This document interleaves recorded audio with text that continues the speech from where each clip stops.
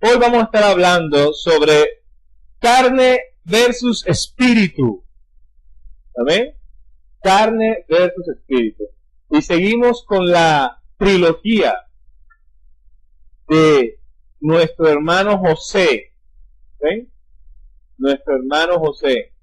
Vamos a estar leyendo parte de la historia de José para ilustrar el conflicto que hay entre los deseos de la carne y la voluntad del Espíritu. Y me refiero al Espíritu Santo, el conflicto que hay. Todos los seres humanos, a menos que haya un marciano, pero todos los seres humanos tenemos este conflicto. Todos los días lo vivimos. Una parte, la carne quiere hacer cosas, pero el espíritu que está en nosotros nos dice, tal cosa. ¿Qué conflicto tan grande? ¿Cierto? ¿A cuánto le ha pasado ese conflicto? Lo que no queremos hacer, terminamos haciéndolo y, amén. Y lo que queremos hacer en la voluntad del espíritu, la carne se nos opone. ¿Cierto? Queremos andar espirituales, pero hermano, la carne, qué cosa tan terrible. Y vamos a empezar a leer parte de la historia de José en el capítulo 42, cuando narra que ya José, estando en la casa de Faraón, como primer ministro del Faraón, sus hermanos llegan a él a buscar alimento. Recuerden ustedes que se comenzó a cumplir el sueño que Dios le había dado a Faraón y que José interpretó que eran 7 años de hambruna. Primero fueron 7 años de buena cosecha y después fueron 7 años de hambruna. Y ya había corrido ese tiempo, ¿cierto? Ya José había estado en la casa de Potifar como esclavo, había estado en prisión, ¿cierto? Y luego había salido de la casa había salido de la cárcel a ser primer ministro, pasó 7 años de abundancia y ya comenzó a entrar los 7 años de escasez. Mire todo el tiempo que ya había estado José en la casa, que había estado José en Egipto. Ahora estaba pasando el tiempo de una mala cosecha.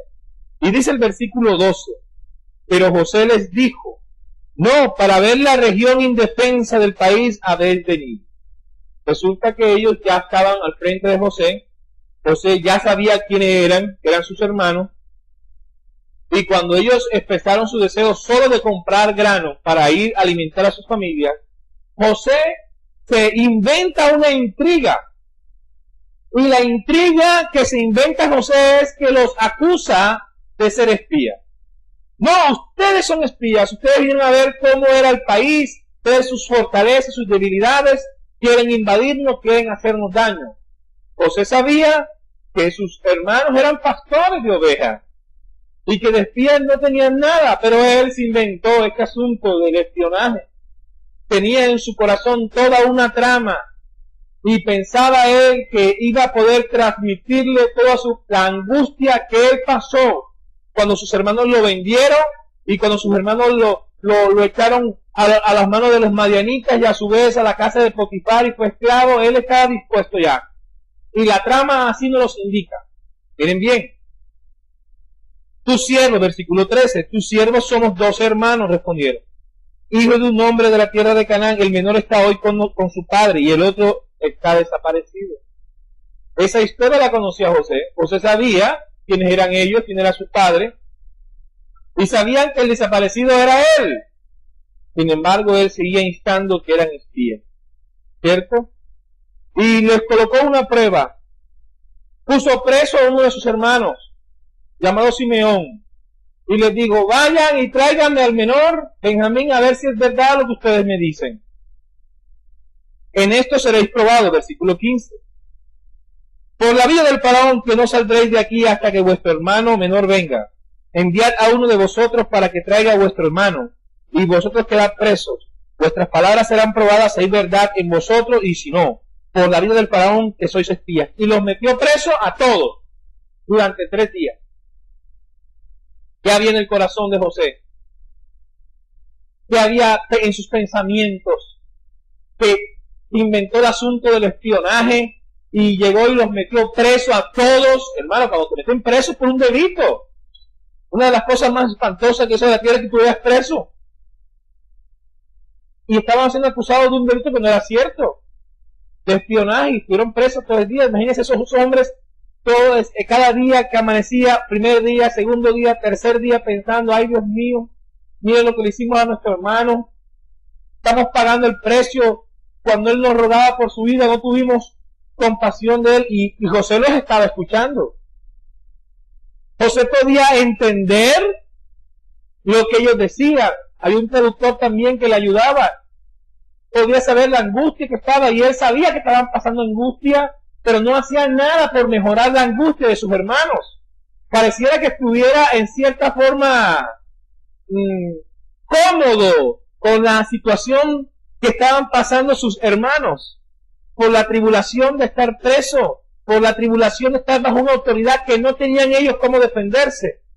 Y dice, entonces los puso juntos en la cárcel por 3 días, y al tercer día los envió. Y cuando los envió, puso dinero en el costal, ¿cierto?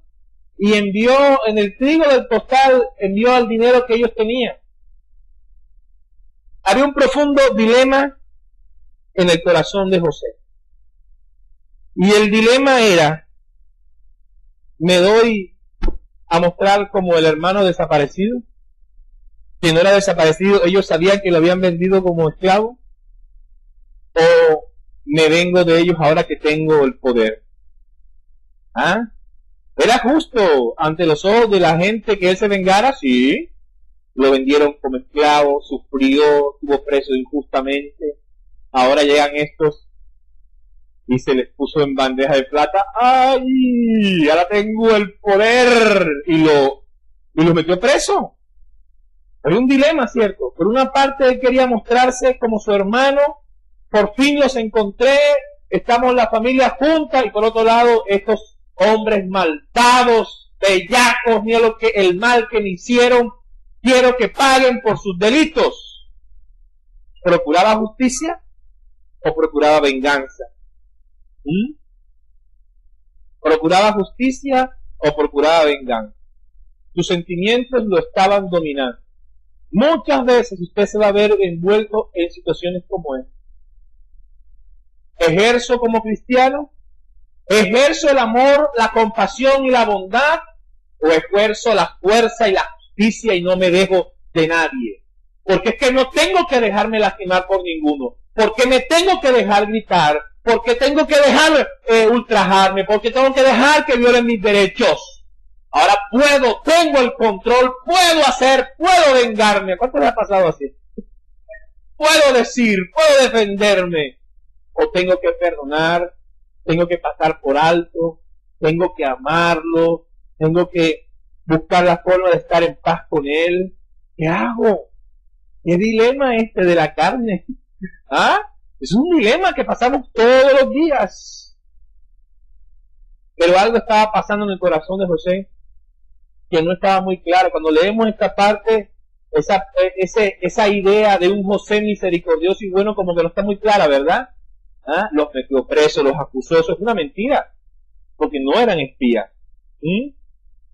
Todos los días nos enfrentamos a dilemas como este. ¿Actuaremos en la carne o actuaremos en la voluntad del Espíritu?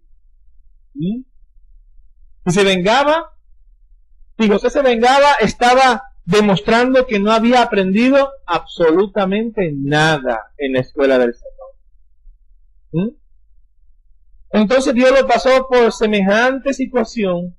Dios permitió que pasara todas estas cosas para moldear su carácter, y de último el examen final iba a perder.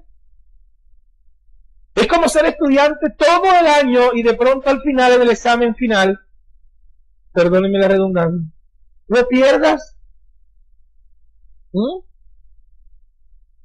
Perder el examen cuando ha sido un buen estudiante, o se pasó por dificultades, se guardó en santidad, se dejó usar por el Señor, fue un buen esclavo, fue un buen preso, fue un buen administrador de la casa del faraón, y de pronto llega una situación en la cual él tiene que demostrar su grandeza, su noble corazón, y va a fallarle a Dios.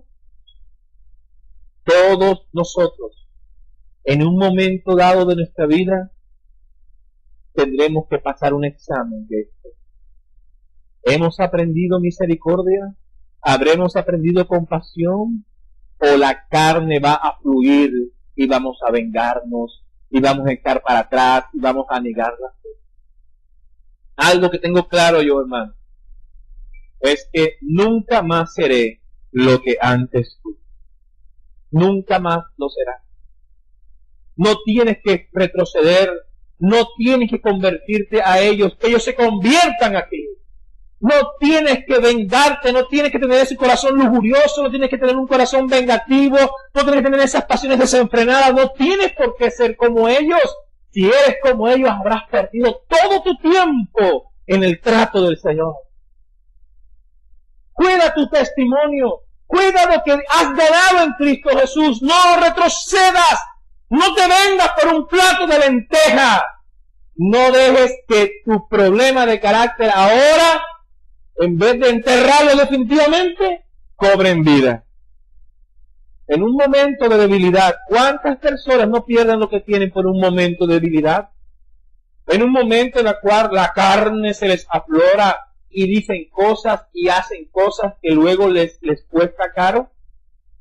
Y después buscan la manera de tratar de emparejarlo, pero ya la cosa no cuaja, ya la cosa no da. ¿Cierto? Hermano, vas a pasar un momento así y Dios quiere que tú des la talla, que tú pases el examen, que el Espíritu Santo da en ti. ¿Ha Dios cambiado tu corazón? ¿Has avanzado en el Señor?